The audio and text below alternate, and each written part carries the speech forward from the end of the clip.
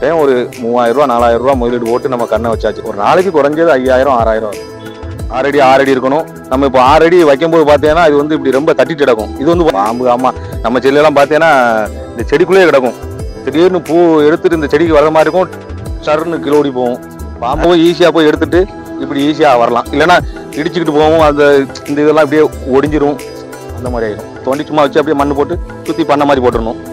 நம்ம ஃபஸ்ட்டு போடும் போல அந்த பண்ணை சின்னதாக இருந்துச்சு. செடி வளர அப்படியே பெருசாக ஆக்கி அப்படியே பெருசாக்கிடணும். மழை வரும்போது பூ வந்து அதிகமாயிரும், எடுக்க முடியாது. இப்போ அவ்வளோதான், நம்ம தான் கோடீஸ்வரன். அண்ணால பார்த்துருக்கு, 5-6 டைம் பார்த்துருக்கு. ஏன்னா நமக்கு சுற்றி காடு பார்த்தீங்களா, அங்கே எலுமிச்சை தோப்பு இருக்கு.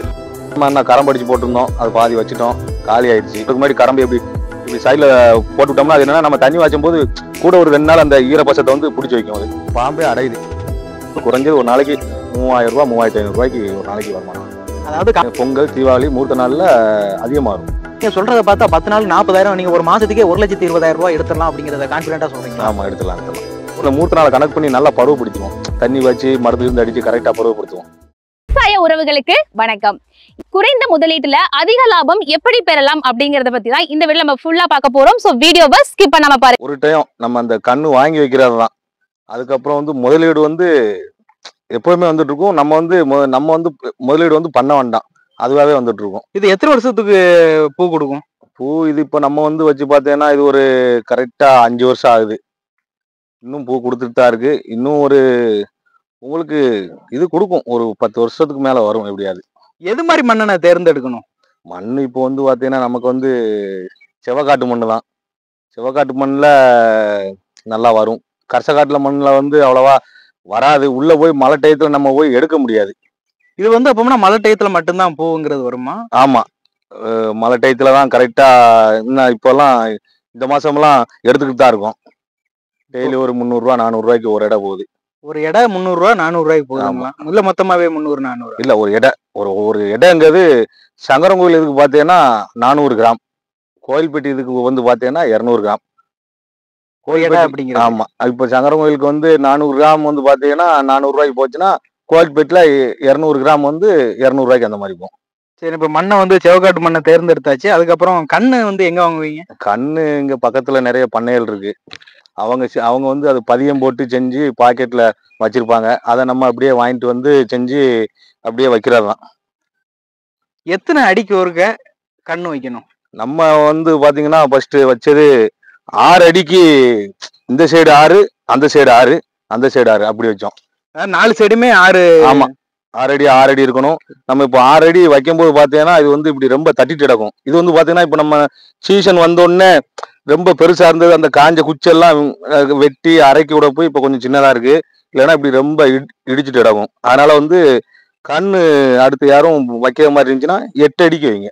8 அடிக்கு வச்சாதான் நல்லது. ஆமா, தட்டாம இப்படி நம்ம போய் ஈஸியா போய் எடுத்துட்டு இப்படி ஈஸியா வரலாம். இல்லைன்னா இடிச்சுக்கிட்டு போவோம், அந்த இந்த இதெல்லாம் இப்படியே ஒடிஞ்சிரும், அந்த மாதிரி ஆயிரும். சரி, இப்ப அந்த கண்ணு வந்து எத்தனை ரூபாய்க்கு வாங்கினீங்க? எவ்வளவு அமௌண்ட் ஆச்சு? நம்ம இப்போ 5 வருஷத்துக்கு முன்னாடி வாங்கும்போது ஒரு கண்ணு 20 ரூபாய்க்கு வாங்கி வச்சோம். ஒரு கண்ணு மட்டும் 20 ரூபா? 20 ரூபா. ஆமா, 20 ரூபா. நம்ம இப்போ மொத்தம் 80 கன்று வாங்கினோம். ஒரு 5 கன்று ஃப்ரீயா கொடுத்தாப்புல அவரு. ஓஹோ, அதுக்கு 80 வாங்கினா 1 இலவசம். ஆமா, அப்படி கொடுத்தாப்புல 5 கன்று. சரி, அதுக்கப்புறம் நீங்க இப்ப 8 அடிக்கு ஒருக்க வச்சு வைக்க சொல்லிட்டீங்க. அதுக்கு அடுத்து என்ன மாதிரி? அதுக்கப்புறம் கண்ணு நம்ம சின்ன குழி மாதிரி தோண்டி வச்சுட்டு. எவ்வளவு அடியில குழி தோண்டணும்? அதான் 8 அடின்னு சொன்னோம்ல. இல்ல, அது வந்து சைடு இல்ல. ஓ, அது இது கீழே. அது கீழே சும்மா நம்ம அந்த இது பேப்பர், அந்த கருப்பு கலர் பேப்பர் மாதிரி இருக்கும்.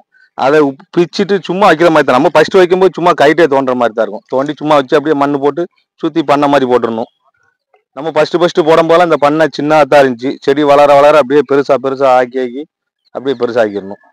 அதனால இப்போ ஃபர்ஸ்ட் வைக்கும் போது எத்தனை நாளுக்கு ஒருக்க தண்ணி விடணும்? என்ன அப்போ மருந்து எதுவும் அடிக்கணுமா?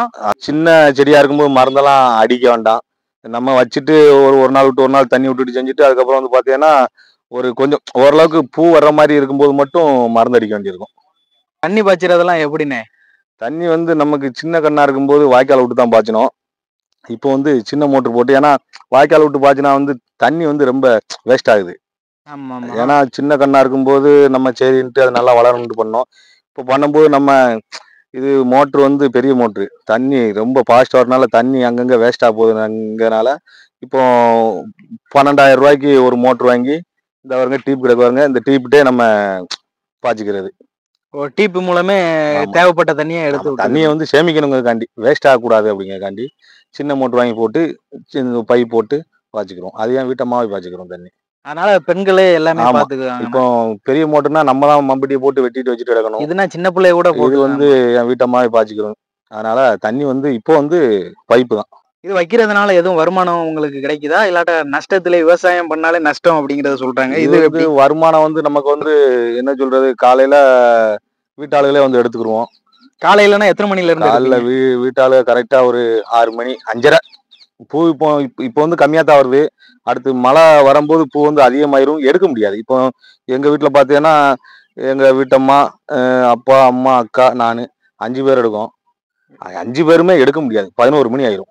ரொம்ப கஷ்டமா இருக்கும். அதாவது வெயில்ல வந்து பூ தெரியாது தெரியாது அப்படின்னு தெரியாது. சொல்றாங்க. வெயில்ல தெரியாது. இணல் இருந்துச்சுன்னா தெரியும். அதே மாதிரி ரொம்ப அந்த மரத்து இணல் பட்டா பூவும் வராது. அப்போ நீங்க அதுக்கு முன்னாடி ஒரு 4:30 3 மணிக்கு எந்திரிச்சு எடுத்தா கொஞ்சம் யூஸ்ஃபுல்லா அது இருக்கும். யூஸ்ஃபுல்லா இருக்கும். நமக்கு குழந்தைகள் இருக்கிறதுனால கொஞ்சம் வர முடியாது காலையில எழுந்துச்சு. இன்னொன்னு இரவு நேரத்துல எடுக்கும்போது பாம்பு ஆமா, அப்படின்னு பாம்பு. ஆமா, நம்ம செடியெல்லாம் பாத்தீங்கன்னா இந்த செடிக்குள்ளேயே கிடக்கும். திடீர்னு பூ எடுத்துட்டு இந்த செடிக்கு வர்ற மாதிரி இருக்கும். சருன்னு கிலோடி போகும். பாம்பு அதனால நிறைய அதெல்லாம் இருக்கு. பாத்திருக்கீங்க ஆமா, ஒரிஜினலா. கண்ணால பாத்துருக்கு. 5-6 டைம் பாத்துருக்கு. ஏன்னா நமக்கு சுத்தி காடு பாத்தீங்களா, அங்க எலுமிச்சை தோப்பு இருக்கு, பெரியம்மா உள்ளதெல்லாம். அதனால இரவு நேரத்துல எடுக்கிறது ஆமா, கொஞ்சம் 20 நாள் எடுக்கிறது கொஞ்சம் ரிஸ்க் தான். அதுபோக நமக்கு 2 சின்ன குழந்தைங்க இருக்கு. அதனால அவங்கள வச்சுட்டு காலையில வந்து எடுக்க முடியாது. சரி. நான் இப்போ மருந்து உரம் எதுவும் வைக்கணுமா ஃபர்ஸ்ட்? ஆமா, உரம் நம்ம என்ன கரம்படிச்சு போட்டிருந்தோம். அது பாதி வச்சுட்டோம். காலி ஆயிடுச்சு. அடுத்து வந்து மழை சீசன் முடிஞ்ச உடனே மறுபடியும் டக்கர்ல ஒரு 2 லோடு கரம்பு அடிச்சு போடணும். அது நம்ம மழை சீசன் வரதுக்கு முன்னாடி கரம்பு இப்படி சைட்ல போட்டு விட்டோம்னா அது என்னன்னா நம்ம தண்ணி வாய்ச்சும் போது கூட ஒரு 2 நாள் அந்த ஈரப்பசத்தை வந்து பிடிச்சி வைக்கும். அது அதுக்கு நீங்க அப்படி தேர்ந்தெடுக்கிறதுக்கு பேசாம களிமண்ணை தேர்ந்தெடுத்துட்டு போயிட்டா உங்களுக்கு ரொம்ப நாள் நீடிக்குங்களா? களிமண்ணுக்குள்ள வராது ப்ரோ. அது வேற இருக்கா? அப்போ இந்த சைடு மேக்சிமம் பிச்சி பூ தான் போட்டிருக்காங்களா? ஆமா, நம்ம இங்க போட்டிருக்கோம். அண்ணா அடுத்து அத்தை போட்டிருக்காங்க. அண்ணா அங்க மச்சான் போட்டிருக்காங்க. இந்த நம்ம பிஞ்சை ஃபுல்லா சரண்டிங்கா வந்து இது ஒரு 5-6 பேர் பங்கு. 5-6 பேர் பங்கு. இந்த 5-6 பேர் இதுலயுமே பிச்சி இருக்கும். பிச்சி மல்லி இருக்கும். சரி. உரம் உரம் ஆமா, அப்படிங்கிறது உரம் வந்து நம்ம இந்த கடலை புண்ணாக்கு, அப்படி வேப்ப வச்சு புண்ணாக்கு அந்த மாதிரி வைக்கலாம். பிறகு சீசன் வந்துச்சுன்னா வாரத்துக்கு 2 டைம் மருந்து அடிச்சாகணும் கண்டிப்பா. என்ன மருந்து அப்படி பயன்படுத்துறீங்க? மருந்து அது நம்ம மருந்து கடையில பிச்சிக்குன்னு சொல்லி வாங்கிட்டு வர மருந்து தான். பூ வெட்ட ஆயிரும். பூல வந்து இந்த முன்னாடி இருக்கிற வந்து ஒரு மாதிரி மஞ்சளா வரும் செய்யும் வரும். அதுக்கு நம்ம அங்க கடையில சொல்லியாச்சுன்னா அதுக்கு தகுந்த மாதிரி மருந்து வந்து கொடுப்பாங்க. இந்த அவரு பாருங்க பூல இந்த இருக்கலாம். இந்த மாதிரி வராம இருக்கிறதுக்கு மருந்து இருக்கு. அதுபோக புழுவெட்டுக்கு மருந்து. எத்தனை சென்ட் போட்டிருக்கீங்க? நம்ம இப்போ ஒரு 1.5 ஏக்கர்ல கொஞ்சம் பிச்சியும் கொஞ்சம் மல்லியும் போட்டிருக்கோம். நம்ம 1.5 ஏக்கர்ல ஃபுல்லா போடல. இது எத்தனை சென்ட் போட்டிருக்கீங்க? இப்ப அதான் செண்டு கேள்வி. இது எனக்கு பார்த்தா எனக்கு ஒரு 3 சென்ட் மாதிரி இருக்கும். 3 சென்ட் கூடத்தான் இருக்கும். ஒரு 4 சென்ட் இருக்கும். 4 சென்ட் இருக்கும், அவ்வளவுதான். நம்ம வச்சிருக்க செடியை பொறுத்து தான் வரும் போகுது. நம்ம வந்து இப்போ வந்து கரெக்டா வந்து பாத்தீங்கன்னா 70 செடி இருக்கு. 70 செடி 4 சென்ட்ல 70 செடி 70 வச்சிருக்கீங்க. செடி வச்சிருக்கோம். 70 செடியில நம்ம எவ்வளவுக்கு எவ்வளவு பராமரிக்கமோ அவ்வளவுக்கு எவ்வளவு நமக்கு வந்து அமௌண்ட் கிடைக்கும். நம்ம ஆனா பராமரிக்க இது வந்து மருந்து அடிக்கிற செலவு மிச்சம். மருந்து அடிக்கணும். இப்ப மல்லிகைப்பூ எடுத்துக்கிட்டேன்னா வாரத்துக்கு ஆமா, மல்லிகைப்பூ அது மல்லிகைப்பூ நமக்கு வந்து பராமரிக்க ரொம்ப கஷ்டமா இருக்கும். அதான் அந்த பாருங்க, பராமரிக்க முடியாம தான் அப்படி கிடக்கு. மல்லி செடி வந்து பராமரிக்க முடியாது. ஏன் இப்ப இந்த டயத்துல பூங்கிறது வராதுங்களா? மல்லி வந்து கோடையில தான் வரும். நம்ம ஜனவரி, பிப்ரவரி, மார்ச், ஏப்ரல், மே, ஜூன் அந்த இதுல தான் மல்லி வரும் பயங்கரமா. மல்லியை வந்து பராமரிக்க ரொம்ப கஷ்டம். மருந்து அடிச்சுட்டே இருக்கணும். அது ரொம்ப கஷ்டமா இருக்கும். இதுனா அப்படி இல்லை. நம்ம தண்ணி மட்டும் பாய்ச்சினா போதும். மருந்து அடிச்சா போதும் எப்பயாவது. உங்களுக்கு என்னை பொறுத்தளவுக்கு மல்லியோட பிச்சி தான் கொஞ்சம் எனக்கு பெட்டரா தெரிஞ்சுச்சு. அதனால நீங்க பிச்சையை தேர்ந்தெடுத்து 5 வருஷமா பிச்சி தான் எடுத்துட்டு இருக்கோம். நமக்கு இது ஒரு நல்ல வருமானம் தருது. நல்ல ஈல்டும் கொடுக்குது. அடுத்து நான் இந்த மல்லியெல்லாம் எடுத்துட்டு அங்கேயும் பிச்சி தான், எல்லா இடத்துலயுமே பிச்சி தான் போடலான்னு இருக்கேன். இந்த மழை சீசன் வந்துச்சுன்னா அதெல்லாம் எடுத்துட்டு அங்கேயும் ஒரு 10, 60, 70 செடி போடணும்னு இருக்கேன். பிச்சி போடலாம் ஆமா, அப்படின்னு. கண்டிப்பா பிச்சி தான் போடணும். அப்போ இன்னும் புதுசா போடக்கூடியவங்களும் பிச்சி போட்டா பிச்சி போட்டா உங்களுக்கு இப்போ வெயில்ல நம்ம தண்ணி வாய்ச்சாம போட்டா கூட இந்த இலையெல்லாம் காஞ்சிருமே தவிர அந்த இது வந்து அப்படியே தான் இருக்கும். நம்ம எப்ப தண்ணி வாய்ச்சிரோமோ உடனே தளர்த்துரும். அதனால எந்த பிரச்சனைகளும் அது எந்த பிரச்சனையும் கிடையாது.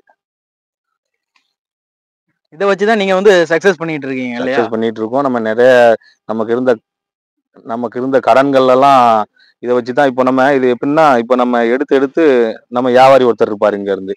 அவரு கொண்டு போய் தான் கடைக்கு போடுவாரு. அவருக்கு ஒரு கமிஷன் வந்து கடைக்காரன் வந்து கொடுத்துருவான்னு வச்சுக்கோங்களேன். இது நம்ம ஒரு மாசத்துக்கு 20,000 ரூபாய் போகுதுன்னா ஒரு 3 மாசம் சேர்ந்துச்சுன்னா 60,000 ரூபாய் ஆயிரும். ஆமா ஆமா. 60,000 ரூபாய் வந்தோடனே நம்ம இப்போ 1,50,000 ரூபா தேவைன்னா வாங்கிடலாம் ஃபர்ஸ்ட் கடையில. அட்வான்ஸ் மாதிரி வாங்கிட்டு அப்புறம் நம்ம மாசம் எடுத்து போட்டு கழிச்சுக்கிற வேண்டியதான்.